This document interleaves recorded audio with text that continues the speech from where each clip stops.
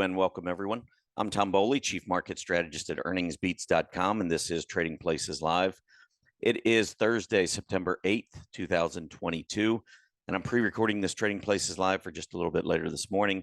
Currently, futures are relatively flat, slightly higher on the Dow Jones and S&P 500, and slightly lower on the NASDAQ. This, of course, follows a pretty bullish day, finally. The market had been down mostly for the last 7 days. I know the NASDAQ had closed down 7 consecutive days. I think the Dow and the S&P had closed down 6 of the last 7 days, and that was all since the Jackson Hole speech by Fed Chief Jerome Powell. So we did finally see a little bit of a rebound. Now the question is whether or not it sticks.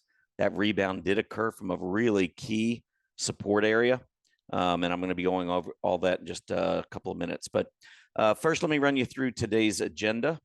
So we're going to start off with the daily market recap, then jump into talking technically, scanning for reversals, earnings spotlight, and we'll wrap up with 3 you must see. Taking you first over to earnings beats. For those of you who are new, if you go to earningsbeats.com, you can scroll down. We do have an area where you can sign up for our free Earnings Beats Digest newsletter. It only takes a name, email address. That's it. Hit that subscribe button. We'll have you set up. This is a 3 times a week newsletter, Monday, Wednesday, and Friday. Usually a very quick read, just a couple of paragraphs and a chart. Try to make it really simple, but it does focus on many of the things that are important to us, mostly concerning earnings, relative strength, gaps, candlesticks, price volume, that combination, support resistance, all those types of things are the things that we look at. So hopefully some of it will resonate with you and help in your trading. That's the whole idea. So go to earningsbeats.com, scroll down, make sure you get signed up there. Again, it's free, no credit card required. You can unsubscribe at any time. Also want to mention we've got a big event coming up on Tuesday. This is our monthly Max Pain event. This is where we take a look at options. If you look back, I mean, I can't tell you how important options are. If you look back this year, one of the biggest rallies we had all year was back in March. And that was during options expiration week when we had gone straight down leading into option expiration week. And there were a ton of in the money puts. And it behooved market makers to take prices higher into the end of that week.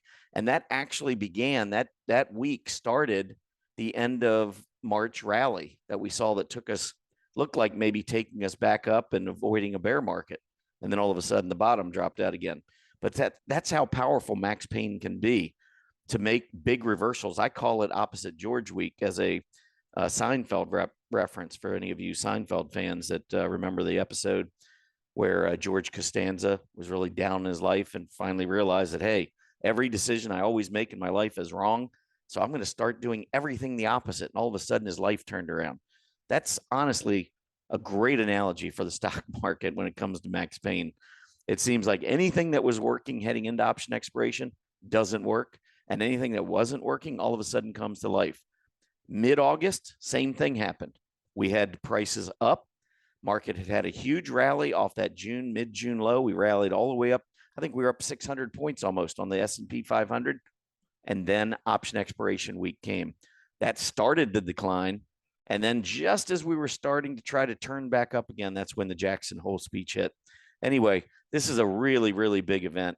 As a trader, if you don't understand Max Pain and the impact it can have on the stocks you're trading, you are behind the 8 ball. I mean, you got some uphill climbing to do.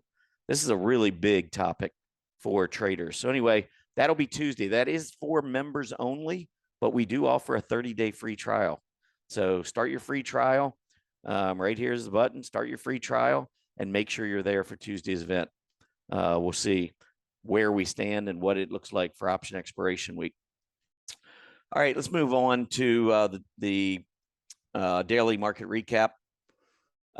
Yesterday was a big day, finally. Still a lot of work to do, and there were some missing pieces on the bullish side. This is nothing to write home about and get all excited about just yet. The best news was that it held key support. That was the best news. The gains were nice. You'll see that the NASDAQ gaining more than 2%, rallied more. Mid caps were up 2.25%. So, I mean, this was a pretty sizable rally. but technically still got a lot of obstacles ahead to try to right the ship here. So the Dow Jones finished up 436 points. S&P was up 72. NASDAQ up 247 points. Again, more than 2%. Really nice day there. Mid caps were up 2.25%. Small caps up 1.8%.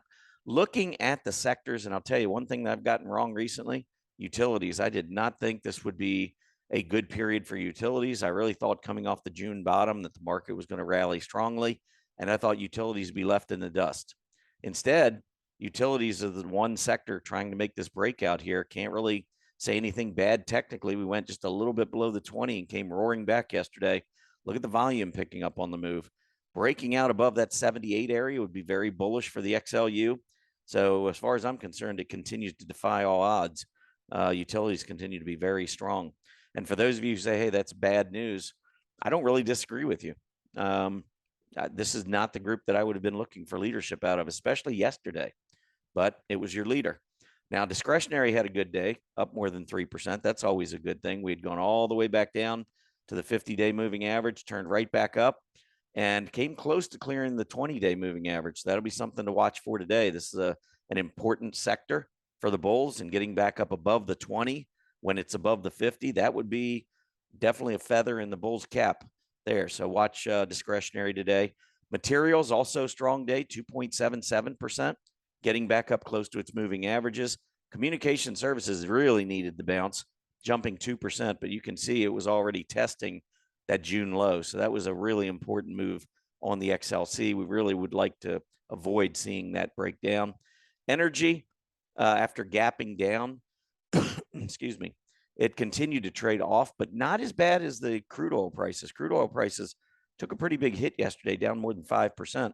Energy only down 1%. So at least holding in there, considering what happened with the crude oil prices. I do continue to expect energy to drop, though. All right, moving on, 10-year Treasury yield. Only economic report out today that I'm aware of is initial jobless claims, at least the only one of any significance.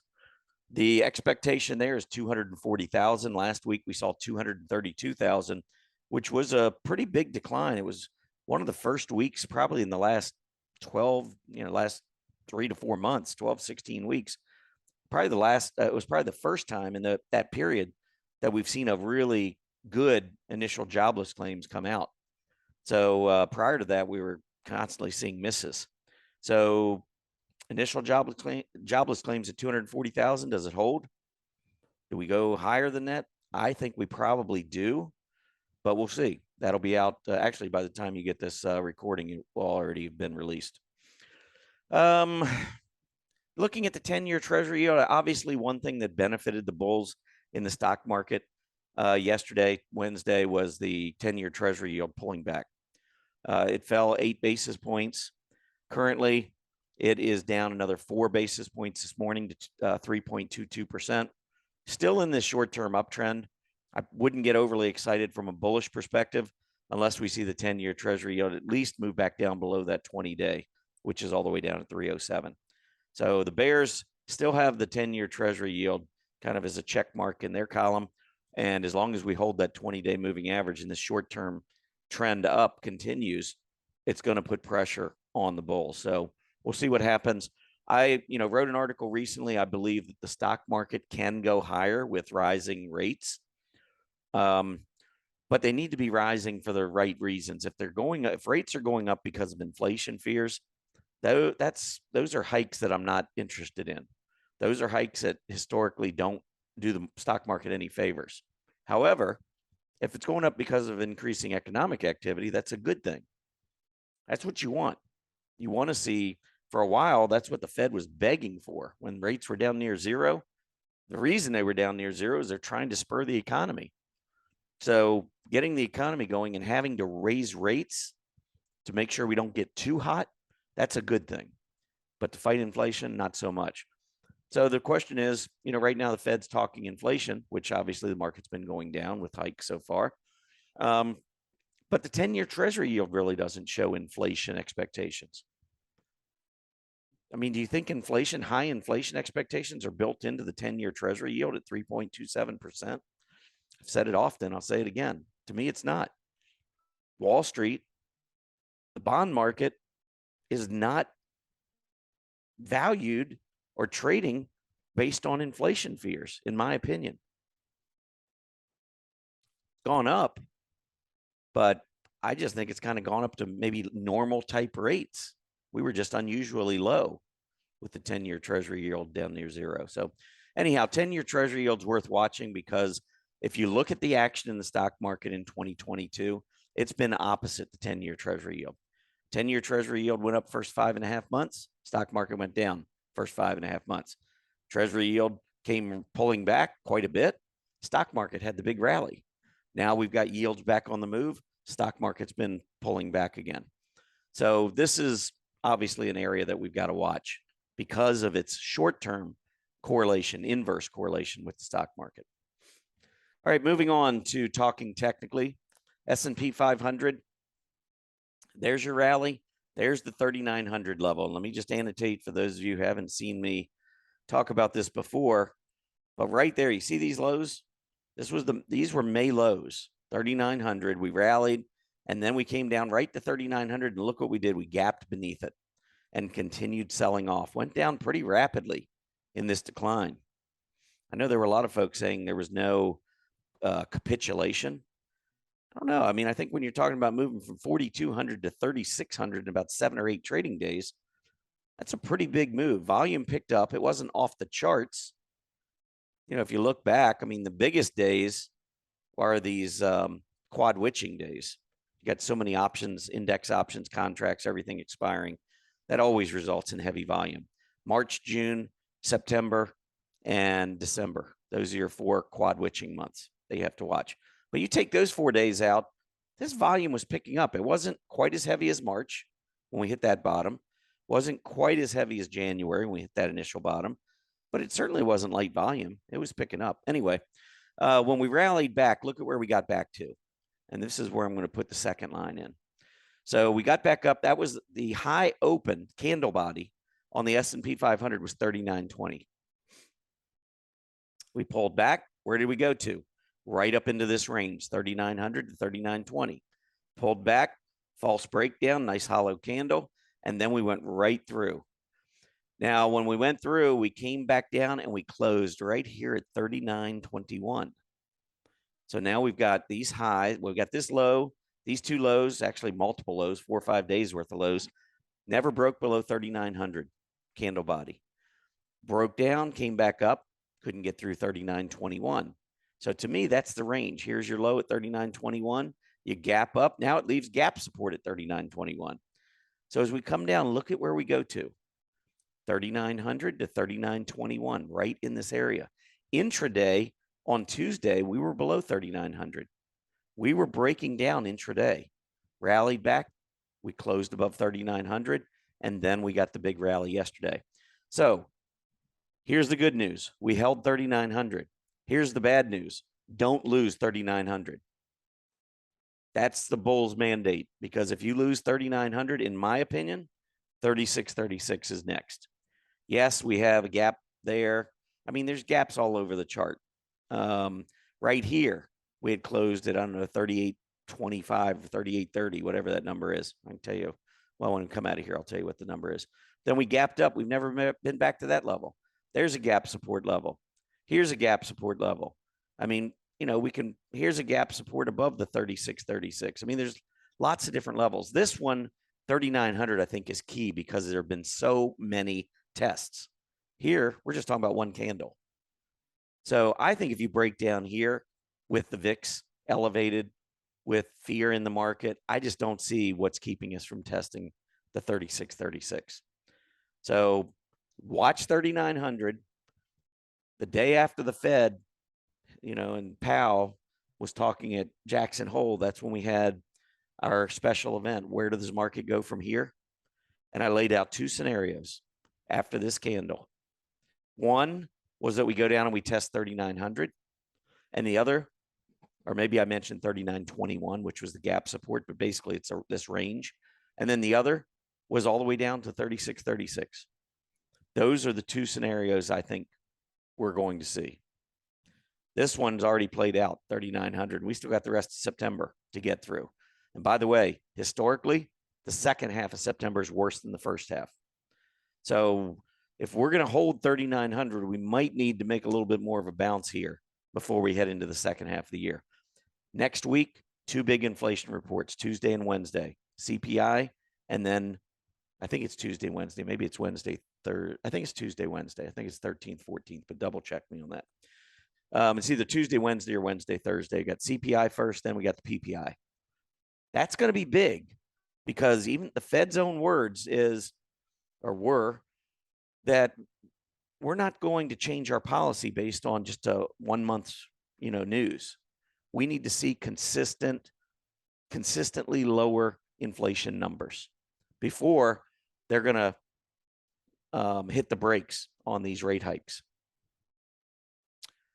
So with this support here looming, the CPI and the PPI next week looming, that's all going to play a role here in whether or not the S&P 500 goes back down to 3636. If we get another tame inflation report, I don't see us going back down below 3,900. If we're sitting above 3,900 and we get two solid PPI and CPI reports next week, I don't see us going back down below 3,900. We'll see. All right, so that's enough of the 3,900 talk, but that's why I think it's a big level. Obviously, to the upside, there's your couple moving averages, need to get through there. This big candle right here broke down below about 4,100, even up to 4,125. So I'm going to say that range is going to be a key price resistance level. Here are your moving averages. Still got a lot of work overhead. Now, if we get back through the 20 and get through 4,125, I believe that the 3,900 will end up holding. If we go up, we can't get through the moving averages and turn back down, then it's going to become a little more treacherous, I think, in the short term. So, but again, 3,900 is the level. Watch that number. Now, that gap that I talked about earlier, I wanted to point out was right here. That was at 3,830. So you could argue 3,830. You could also argue we gapped up from 3,790. Those could be levels, but again, those are just two individual levels, as opposed to having a lot of different levels, a lot of different support showing up on the chart. Now, I said earlier we had a good day yesterday, but I wouldn't be jumping up and down based on everything I was seeing. And this is one of the reasons why I wouldn't be jumping up and down. Technology, it went up, which was nice. It was up 1.6%, but that trailed the S&P 500. And the only group it beat was energy. I mean, we have this nice rebound after a big sell-off in technology. You would think everybody would pour right back into technology on this bounce, and it really didn't happen. So I'm a little bit nervous about that. I'd like to see technology start to show a little bit more relative support, or relative strength, I should say. And I'm not going to lie here. This had me really excited when the XLK was leading this move. I mean, we were turning up strongly relative to the S&P 500.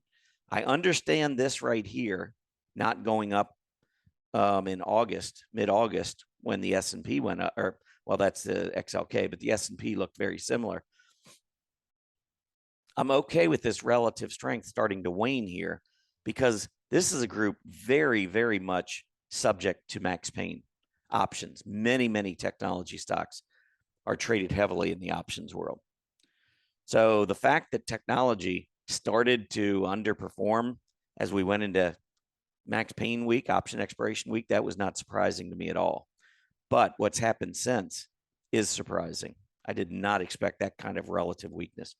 Hey, if we go back down and lose this relative support area on technology, that would be bearish for sure. It's hard for the market to rally when your number one weighted sector is setting new relative lows. So if you're on the bearish side of things here, absolutely you want to, make sure that that this breaks down. That would be a much, much more bearish development. If it starts moving higher, leading the market as we continue to move higher in the S&P and in the NASDAQ and so forth, if this relative ratio turns up, then that would be good news. All right, let's move on. I want to talk a little bit about scanning. So you can do scans. We actually have a scan that we look at when the market is set to reverse. And so what we do, you can actually, from our website, we have scanning strategies. And one of our scanning strategies is what I just highlighted here. And it's a very, very simple scan. All it does is looks for stocks that are setting a new daily high versus the prior day's daily high. But it comes on the heels of 5 straight daily highs being lower. So if you can just picture that on a chart, you've got a stock that's been going down the last 5 days. It's set lower highs. And then on the day that we run the scan, it sets a higher high. Now, that doesn't mean we're in for some massive reversal, but it is a minimum. I mean, you do have to start by reversing a downtrend by putting in a higher high. So the whole idea behind this scan is just simply look at stocks that have been downtrending that all of a sudden have started to reverse, and then just pull the charts up and look at them. Now, what I've added here, so this from our website, if you click on our link, it will bring you in, and it basically will not have any of this. This is all stuff I added afterwards. But if you click on the link, it'll bring you right into your StockCharts account, assuming you're already, I think you probably are going to need to already be logged into your StockCharts account when you do it. But if you click on the link, it will bring up the scan criteria just like that at the top. And then I go in and I add my chart list. So I'm running this scan against certain chart lists. And this is basically the research, a lot of the research that we do. So we have a strong earnings chart list. We have a strong future earnings chart list, which is basically companies that don't qualify for our strong earnings chart list, but still look good on a relative strength basis, still have a scooter score at StockCharts that's over 70, 75. Anyway, so these are relative strength winners that are not necessarily, probably didn't beat earnings or revenues in their last quarter. But we still want to be following those. Just because they didn't beat earnings doesn't mean they can't still be great trades. Anyway, so that's the second one. The third one should be self-explanatory, raised guidance, stocks that raise guidance with their last quarterly report or in the middle of a quarter. If they come out and they raise guidance, they go on this list. And then we have strong AD, which is the accumulation distribution. This is a really strong signal, in my opinion, that these are a lot of companies. I like to trade these companies around 10, 11 o'clock in the morning because they have strong ADs. And if you understand how the AD works, you tend to close above the midpoint of your trading range for the day. So if you get a stock that's trading down that has a strong AD line, it's trading down in the morning, a lot of times it will rally back. So that's why I use that one. And then the earnings reaction we just updated recently. But basically what we're looking at there is the percentage move after earnings come out from the opening bell to the closing bell. So if a stock was at $10 yesterday and it opens at $12 today, I don't care. That's not, I'm looking from $12 from the open. Where does it go from there? And if it goes from 12 to 14, chances are it's going to be on this earnings reaction chart list. If it had a really good reaction after the opening bell. The opening bell can be manipulation. I like to see real buying during the day. And that's what this earnings reaction chart list does. Anyway, so I'm running this scan against these 5 chart lists. And notice I've put this double bracket here and then here because I'm running an OR clause. So what it's going to do is it's going to run this scan against any of these chart lists. If I have a chart that's on this list or this one or this one or this one or this one, and it meets this criteria, it'll get picked. So I ran that scan, and this is what came up. 33 companies. This is our downtrend reversal scan. And so when you look at the list, you can obviously go in and take a look at, what makes sense for you. I kind of like the CGen chart. This is one, if I pull it up. Look at, let me just annotate this for you. Look at that heavy volume. And I'm pretty sure that was an earnings gap. I'm not positive. But right there, look at that heavy volume where it opened and just took off from. Lots of buying starting right there. So look at this reversing candle, bullish engulfing candle right at this support area. I think that's pretty important. So anyway, that's one of the stocks on the list. One that I gave to members yesterday. Let me see if I can find it. Goosehead Insurance is one. This is a trade that I gave members right at this gap support area. And you can see yesterday up over 5%. Nice little bounce there. There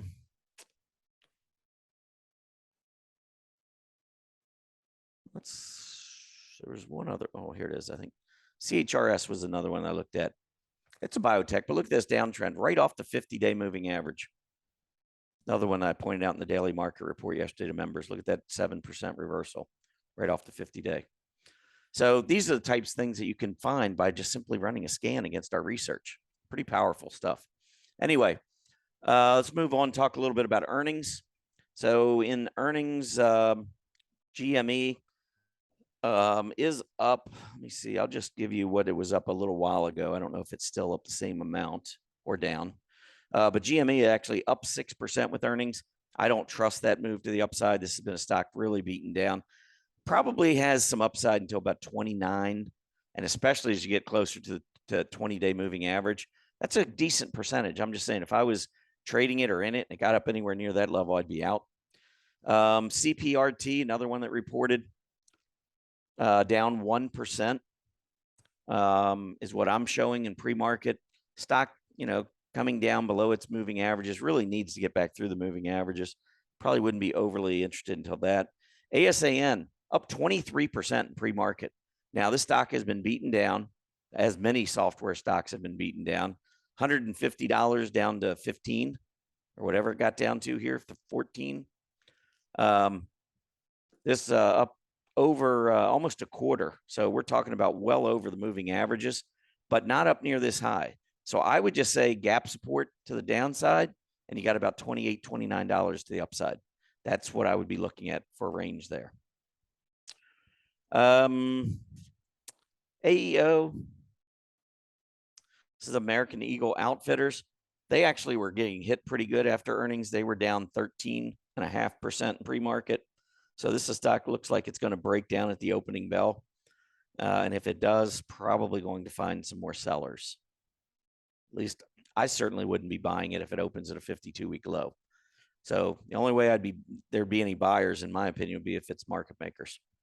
And that could be temporary. You might see a gap down, a rally, and then a sell-off again later in the day. I don't know. I'd just be careful there. All right, let's move on to the 3 you must see. We're going to wrap this thing up. I looked at the Dow stocks, went through all 30 of them, just to point out the ones I thought that looked kind of interesting. I like this move here on American Express. Notice the tails came down to about 147. Where did we go to on Tuesday? 147 before we reversed yesterday. If we can get back through the 20-day here, I think American Express has a chance to go back up to that 165 level.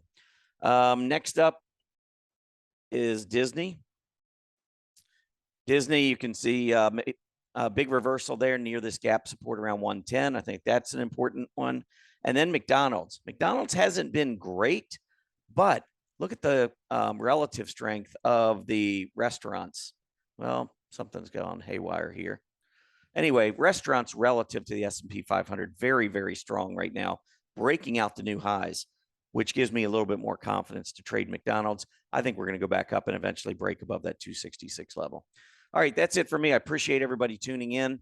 Have a great day. Have a great rest of your week. I'll be back next Monday over at earningsbeats.com. Make sure you go over there. Right here, you can sign up at the Trading Places Live menu option up there. Come in at quarter till or later, quarter till 9 or later, and listen to the next episode of Trading Places Live. Have a great day, everybody. Happy trading. Hey, Grayson Rose here with StockCharts. Thank you so much for watching. I hope you enjoyed that video. If you did, consider giving it a like down below, maybe leave us a comment, and if you're new to the channel, you can subscribe at the link up above. We're going to bring you daily content from an incredible collection of technical analysts and financial experts.